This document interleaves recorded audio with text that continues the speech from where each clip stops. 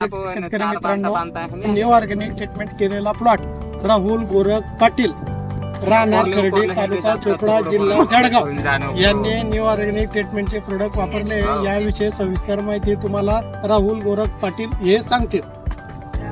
माझे नाव राहुल गोरख पाटील, राहणार खर्डी, तालुका चोपडा, जिल्हा जळगाव.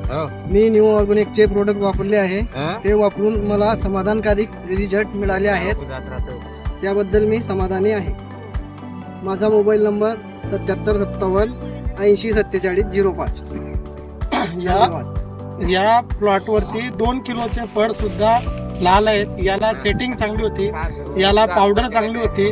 इथं सरासरी 2 ते 5 किलोचं फळ आहे. तुम्ही मळा बघू शकता.